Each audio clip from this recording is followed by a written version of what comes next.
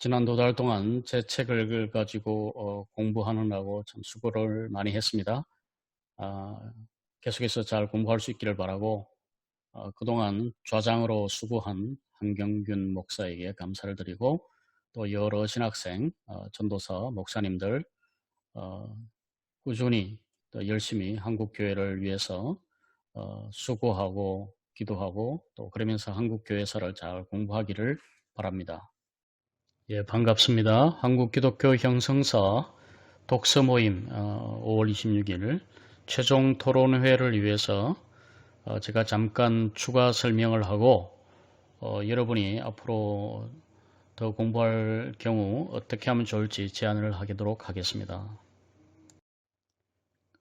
제가 서론에서 한 장을 생략했다고 했는데 바로 그것이 다음 책에 들어가 있어요. 그래서 그 챕터 제목이 A Genealogy of Protestant Theologies of Religions in Korea, 1876 to 1910, Protestantism as the Religion over Civilization and Fulfillment라고 해서 종교론의 계보학입니다. 그래서 theology를 다루었는데 크게 보면 세 가지 theory가 있었어요. 데그레데이션 티오리, 퇴보론, 종교 퇴화론과 오리지널 모노테이즘. 이것이 네비어스나 로스나 오래된 원래 티오리고, 그러다가 이제 감리교회에서 시빌라이제이션 티오리, 거기 있는 데니스라고 하는 선교사가 만든 Sociological Approach for Foreign Missions 쪽이죠. 그래서 감리교는 시빌라이제이션 티오리를 가지고 헐버트 존스, 아펜젤러, 최병헌 이런 쪽이 교육, 의료, 여성해서 한국 전체를 기독교화하려는 그런 킹덤 모델을 가지고 있었습니다.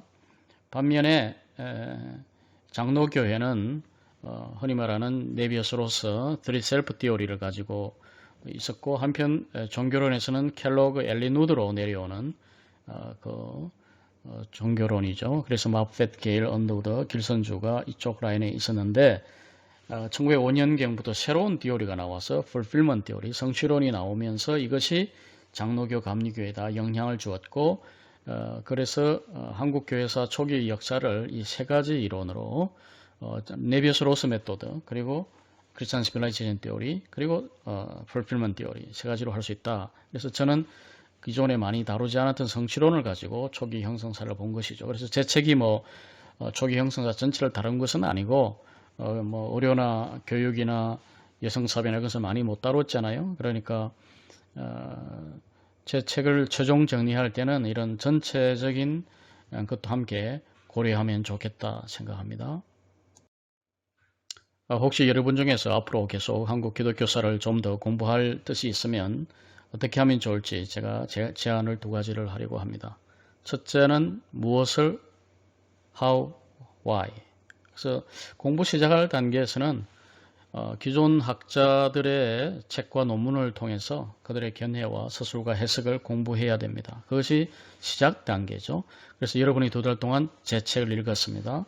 그 다음 단계, 연구에 들어간다면 질문은 how죠. 방법론이죠. 한국은 이것이 약한데 어떻게 공부하고 어떻게 내 견해를 만들어 갈 것이냐. 그런 문제가 생기죠. 그 다음에는 이제 공부를 계속하면 어떤 공부든 결국 왜 나는 공부하는가, 공부의 목적은 무엇인가, 내 공부와 삶의 의미는 무엇인가를 종합적으로 묻게 됩니다. 그래서 what, how, why가 늘 함께 가죠. 오늘은 여러분이 이제 어떻게 할 것인가, 이게 질문이 되겠죠. 그래서 크게는 어떤 시대를 공부하고 어떤 지역을 공부할 것인가, 타임 앤 스페이스에서 첫 번째 중요한 것은 연구가 부족한 시대를 공부하는 것이죠. 개화기까지는 많은 연구가 이루어졌으니까 앞으로 일제시대 한 세대, 해방 이후 시대 두 세대, 합해서 100년간의 역사를 공부하는 자들이 나와야 된다. 지난 100년간의 역사를 제대로 공부를 아직 못하고 있습니다. 일제시대 전공자도 별로 없어요.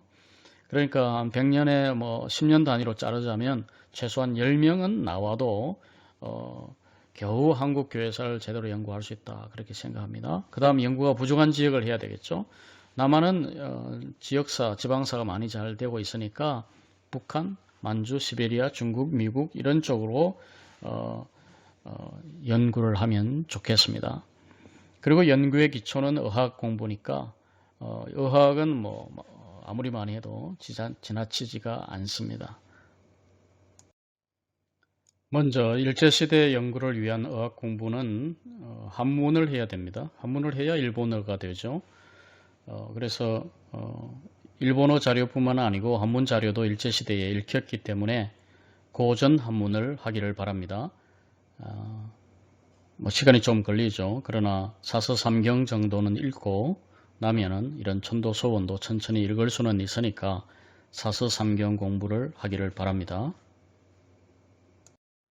한문을 하고 나면 국한문을 해야 됩니다. 일제시대에도 국한문이 계속 쓰였고 1970년대까지 사실은 국한문을 사용을 하죠. 그러니까 한문에 이어서 국한문을 따로 공부해야만 1920년대, 30년대 잡지와 신문을 읽는 데 크게 어려움이 없습니다. 예, 일제시대 연구를 위해서는 일본어를 많이 해야 됩니다. 특히 19세기 말 20세기 초의 메이지 시대 Early Modern Japanese를 해야 되는데 카타카나로 다 조사가 달려 있죠. 특별히 이런 경찰, 영사, 기밀 보고서들은 다 손글씨로 되어 있습니다. 그러니까 약간 날려선 글씨까지 읽을 수 있는 따로 현대 일본어가 아닌 1910년대 일본어를 따로 공부를 해야 됩니다. 그리고 물론 이제 일제시대 선교사들이 쓴 영어인데 1차 자료를 읽어가야 되니까 편지나 일기는 타이핑 하지 못하고 이렇게 손으로 쓴 글씨 여전히 많습니다. 그러니까 이런 한 페이지 읽는데 하루 종일 걸립니다. 그러니까 그걸 독해하는 능력, 어떤 한 선교사가 어떻게 펜맨십으로 어떻게 쓰는지를 다 공부를 해야 됩니다. 그것은 많이 읽는 수밖에 없어요. 그래서 선교사별로 다 글씨 쓰는 것이 다르기 때문에 그런 글씨 읽는 것도 따로 해야 된다. 그런 겁니다. 일제시대보다 해방 이후 역사가 더 길죠. 두 세대입니다. 해방 이후 역사를 하려면 의학은 그렇게 많이 하지 않아도 되지만 또 다른 문제는 뭐냐? 사회가 더 복잡하고 자료가 더 많습니다. 그러니까 훨씬 더 공부를 많이 해야만 이 복잡한 해방 이후 역사 속에서 한국 기독교를 이해할 수 있어요. 그러면 이제 해방공간 3년, 이승만 시대, 박정희 시대, 전두환 시대까지는 역사가 됩니다. 역사 공부의 대상이 된 거죠, 벌써. 현재 한국사 박사 논문들은 박정희, 전두환 시대로 넘어가고 있습니다. 87년 이후도 벌써 30년이 넘어서니까 대형교회 문제, 교회 정치와 새로운 교회를 모색하는 이슈 이런 것들이 결국 앞으로 다룰 수 있는 주제들입니다. 그러니까 해방 이후 역사도 공부할 것이 많다 그렇게 생각하고 나는 해방 이후 사회에 좀 더 관심을 가지겠다 이렇게 하는 분이 나와도 좋습니다. 일제시대 한 5명, 해방 이후 역사 5명 이렇게 나와서 연구를 집중적으로 30년, 40년 할 경우 한국 교회사 연구는 미래가 밝다. 이거 블루오션입니다. 하는 사람이 많지 않고 쉽지도 않고 그러나 일단 하면 즐겁게 평생 공부할 수 있습니다. 많은 동지들이 나오기를 바랍니다. 감사합니다. 예, 한국 교회사를 연구하는 전문가가 되지 않더라도 한국 기독교사를 해야만 한국 땅에서 신학하고 목회하는 일들이 땅을 디디고 제대로 한국 사회를 이해를 하면서 한국 교회의 문제를 고민하는 목회자, 신학자가 될 수 있다. 그렇게 생각합니다. 그래서 오늘 토론회로 끝나지 말고 계속해서 잘 공부하기를 바랍니다. 하루 즐겁게 보내기를 바랍니다. 감사합니다.